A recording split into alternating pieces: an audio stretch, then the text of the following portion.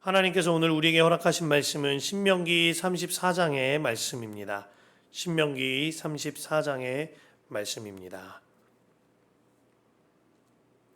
세 번역으로 읽어드릴 텐데요. 가능하신 분들 합독하도록 하겠습니다. 모세가 모압 평원 여리고 맞은 쪽에 있는 느보산의 비스가 봉우리에 오르니 주님께서는 그에게 단까지 이르는 길르앗 지방 온 땅을 보여주셨다. 또 온 납달리와 에브라임과 므낫세의 땅과 서해까지 온 유다 땅과 네겝과 종려나무의 성읍 여리고 골짜기에서 소알까지 평지를 보여주셨다. 그리고 주님께서 그에게 말씀하셨다. 이것은 내가 아브라함과 이삭과 야곱에게 맹세하여 그들의 자손에게 주겠다고 약속한 땅이다. 내가 너에게 이 땅을 보여주기는 하지만 네가 그리로 들어가지는 못한다. 주님의 종 모세는 주님의 말씀대로 모압 땅에서 죽어서 모압 땅 벳부을 맞은 쪽에 있는 골짜기에 묻혔는데 오늘날까지 그 무덤이 어디에 있는지를 아는 사람이 아무도 없었다. 모세가 죽을 때에 나이가 120살이었다. 그의 눈은 빛을 잊지 않았고 기력은 정정하였다. 이스라엘 백성은 모압 평원에서 모세의 죽음을 애도하는 기간이 끝날 때까지 모세를 생각하며 30일 동안 애곡하였다. 모세가 눈의 아들 여호수아에게 안수하였으므로 여호수아에게 지혜의 영이 넘쳤다. 이스라엘 자손은 주님께서 모세에게 명하신 대로 여호수아의 말을 잘 듣고 그를 따랐다. 그 뒤에 이스라엘에는 모세와 같은 예언자가 다시는 나지 않았다. 주님께서는 얼굴과 얼굴을 마주대고 모세와 말씀하셨다. 주님께서는 그를 이집트의 바로와 그의 모든 신하와 그의 온 땅에 보내셔서 놀라운 기적과 기이한 일을 하게 하셨다. 온 이스라엘 백성이 보는 앞에서 모세가 한 것처럼 큰 권능을 보이면서 놀라운 일을 한 사람은 다시는 없다. 아멘. 하나님의 말씀입니다.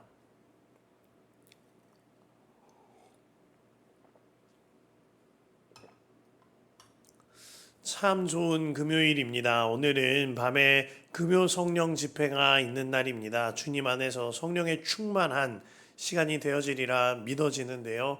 모두 함께 하셔서 주님 안에 함께 기도하고 말씀 붙들고 세움받는 시간 되시기를 축복합니다. 오늘로써 신명기 마지막 장입니다. 금요일 이번 주 마지막 날 금요일 새벽기도 마지막 날에 이 말씀을 다루는 것이 참 주님의 뜻이 있지 아니한가 하는 마음이 듭니다. 더불어 오늘 말씀은 모세 오경 전체의 마지막이기도 한데요. 이 말씀 통하여 내게 주시는 하나님의 음성에 반응하게 되시기를 바랍니다. 이따금 주님께 대한 섭섭함, 서운함을 토로하신다는 이야기를 들을 때가 있습니다. 내가 이렇게 열심히 살았는데, 내가 이렇게 열심히 기도해 왔는데, 하나님은 왜 내 이야기를 듣지를 않으시냐 하는 이야기입니다. 모세는 그 인생 후반부를 오직 주님만 바라보며 살았습니다. 그러나 하나님께서는 그의 기도에 응답하시지 않은 것처럼 보여집니다. 주님께서 4절에 이렇게 말씀하시거든요. 내가 너에게 이 땅을 보여주기는 하지만 네가 그리로 들어가지는 못한다 하셨어요. 그의 평생의 목적지와 같았던 가나안을 바라볼 수는 있었지만 들어가지는 못한다는 것입니다. 모세 입장에서는 조금 하나님께 대하여 섭섭하지 않을까요? 그러나 모세는 서운하거나 섭섭한 기색조차 없습니다. 오히려 지난 장에서 우리가 살펴보았듯이 이스라엘 백성들에게 너는 행복한 사람이로다 권면합니다. 내가 행복하니 그 행복을 전달할 수 있었던 거죠.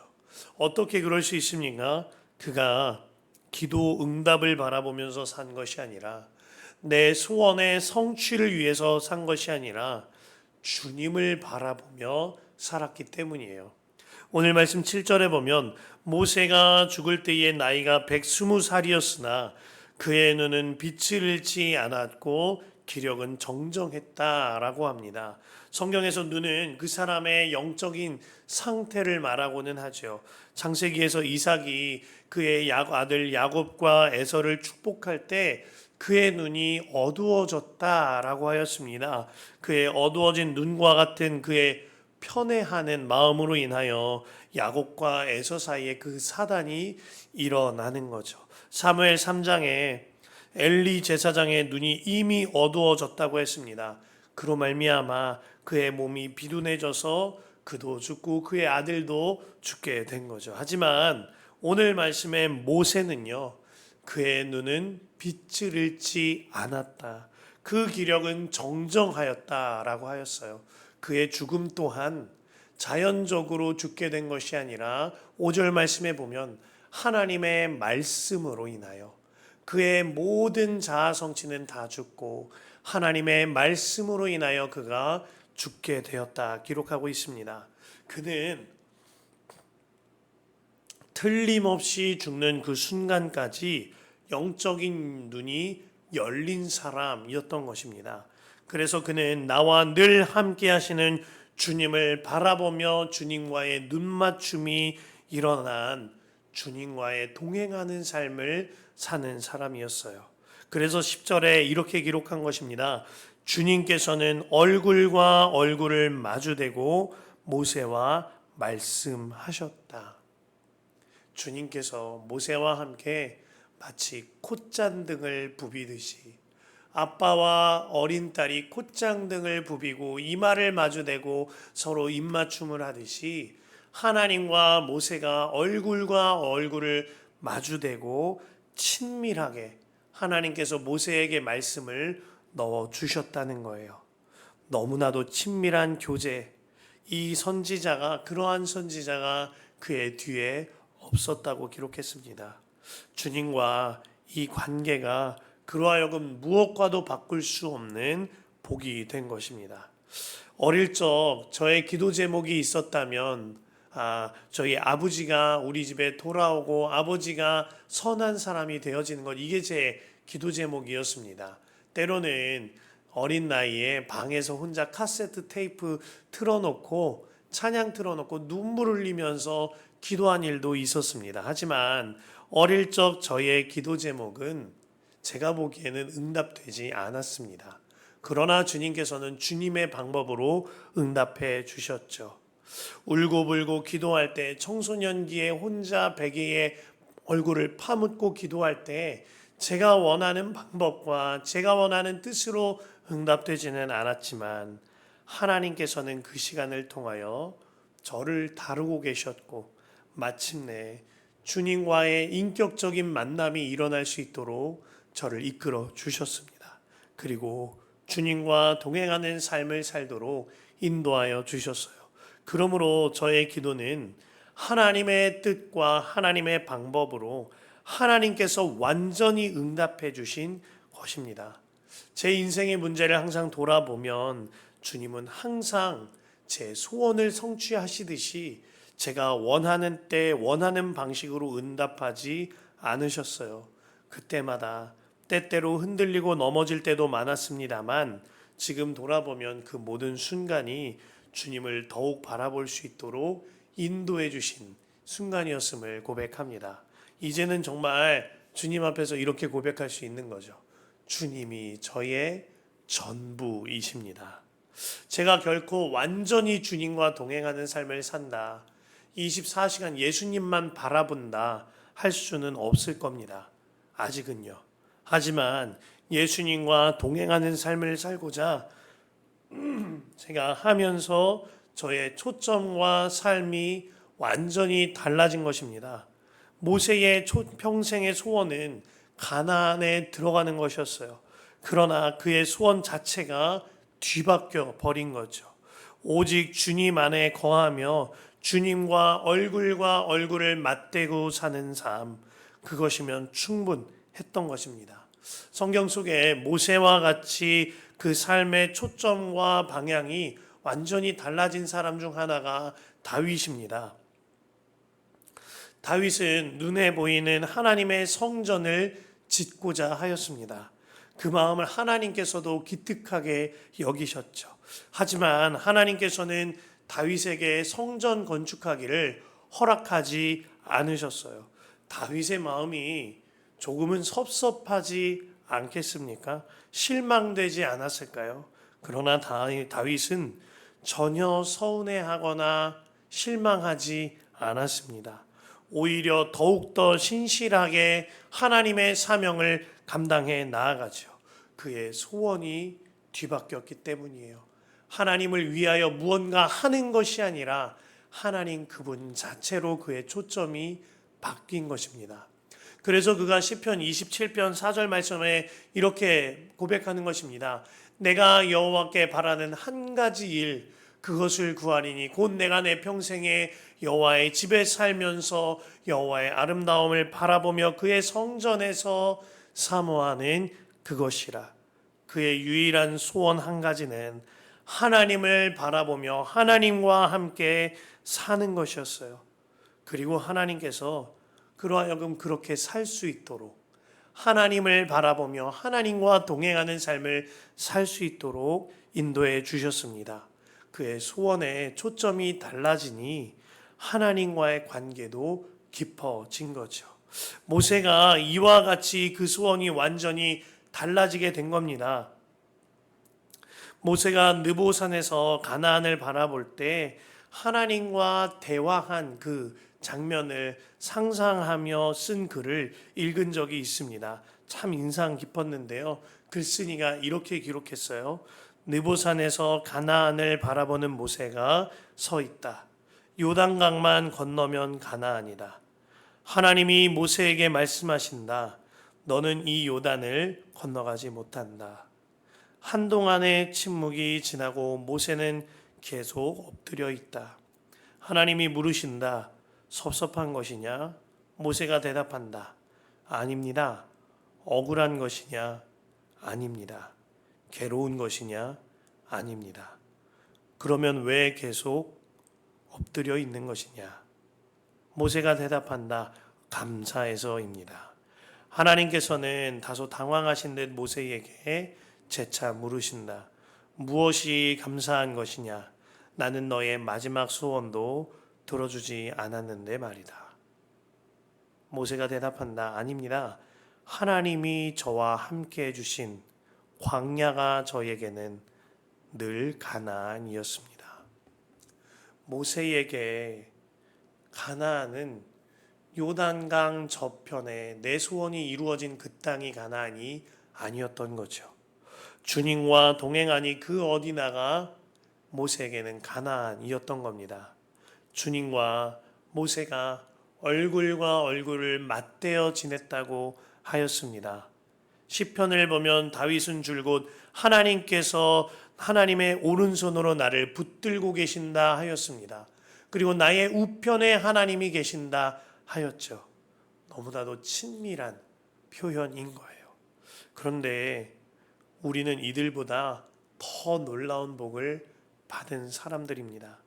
모세와 다윗의 표현대로 나와 얼굴과 얼굴을 맞대어 계시며 내 곁에 서 계시고 나를 끌어안고 나를 들쳐업어서 내 오른손을 붙잡고 계신 하나님께서 나와 하나 되셔서 부부보다도 더 친밀하고 더 가까이 더욱더 연합된 관계로 내 안에 들어와 나와 항상 함께 사십니다.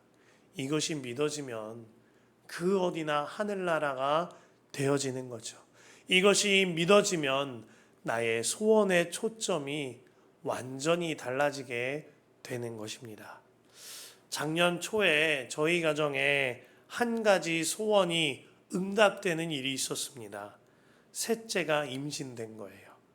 저희 부부가 계획하고 또 기도하면서 받은 응답이 확실했습니다. 너무나도 바라던 아이였거든요. 저희는 꿈에 부풀어 있었고 하나님의 응답이라고 여기면서 태명을 사랑이라고 짓고 육아 노트도 새로 사고 보건소에서 해야 할 일들도 하면서 너무도 기대에 차 있었습니다. 하지만 이제 심장 소리를 듣고자 산부인과에 가게 되었던 날 아이의 심장 박동 소리가 잘 들리지 않는다라는 이야기를 들었어요. 의사 선생님의 말씀을 요약하면 아이가 개월 수의 주차에 맞지 않도록 크지 않고 심장 박동 소리가 들리기는 하지만 매우 작게 들린다라는 이야기였습니다. 아기가 뱃속에서 보여야 하고 어느 정도 자라야 하는데 잘 보이질 않는다는 것이었습니다. 아무래도 어려울 것 같다. 세상 밖에 태어나게 될지라도 그 삶이 매우 어려울 것 같다라는 이야기였습니다. 그 이야기를 듣고 아무 말 없이 아내와 정막 속의 집에 돌아왔습니다. 아내를 쉴 수 있도록 눕혀두고 저희 딸의 하원을 하기 위하여 어린이집에서부터 저희 딸아이의 손을 잡기도 하고 때로는 등에 업기도 하면서 걸어오는데 교회 앞을 지날 때쯤 저희 딸내미가 잠깐 세우라는 거예요. 그리고 등에서 내려오더니 나무 뒤로 숨는 겁니다. 그리고 5살 된 아이들이 숨바꼭질을 이렇게 하거든요. 자기 얼굴만 이렇게 가리고 나 어디 있게 이러고 있는 겁니다. 머지않아서 여기 있지 하는 거예요. 그 모습을 보는데 제 입술을 꽉 깨물고 딸아이 앞에서 눈물을 참고 하나님한테 기도드렸습니다. 하나님, 잠깐 했던 숨바꼭질이라고 말을 좀 해주세요. 뱃속에 있는 사랑이가 잠깐 숨었다가 나 여기 있지 하면서 나타나는 숨바꼭질 하는 거라고 좀 말씀 좀 해주세요. 이렇게 기도드렸던 기억이 납니다. 그리고 그날 밤에 혼자서 기도실에서 하나님을 바라보며 하나님 한 번만 살려주십시오. 한 번만 살려주시면 정말 제가 그 아이를 주님의 뜻대로 양육하겠습니다. 눈물로 기도했던 기억이 납니다. 하지만 저의 그 기도는 응답되지 않았습니다.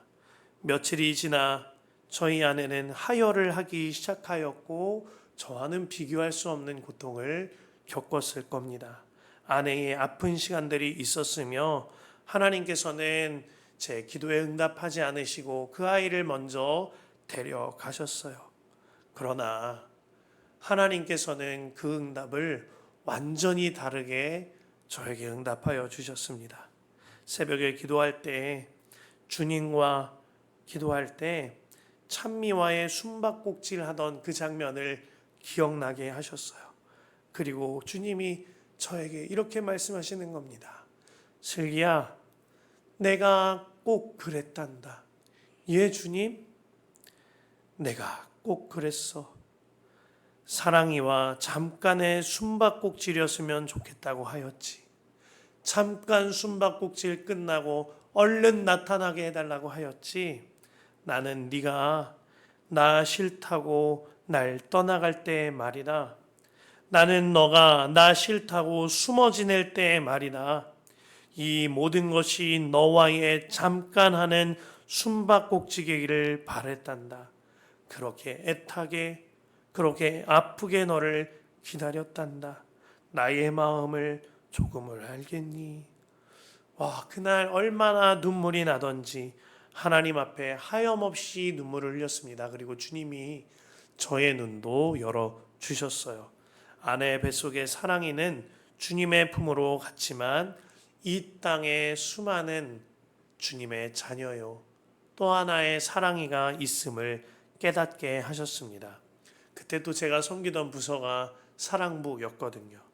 그래서 주님께 이렇게 고백하게 만드셨어요. 주님, 이제 제가 주님의 마음으로 사랑만 하며 섬기도록 하겠습니다. 이렇게 기도할 수 있도록 주님이 저의 소원의 초점과 방향을 제 소원이 아니라 주님께로 맞춰 주신 겁니다. 사랑하는 성도 여러분, 내 소원이 이루어지지 않을 때가 있습니다. 하지만 주님께서는 그 시간을 통하여 나의 소원의 방향과 초점이 달라지게 하십니다. 그로 말미암아 정말 행복인, 진정한 행복인 주님을 바라볼 수 있도록 주님과 얼굴과 얼굴을 마주대는 것보다 더 친밀하게 내 안에 계신 그 주님을 바라볼 수 있도록 나의 시선과 나의 초점을 명확하게 맞춰주고 계신 겁니다. 이것이면 그 어디나가 가나안인 거죠. 주 예수와 동행하니 그 어디나가 하늘나라인 겁니다. 주님과 동행함으로 말미암아 그 어디나 하늘나라 된 삶 여러분들에게 이루어지시기를 간절히 축복합니다.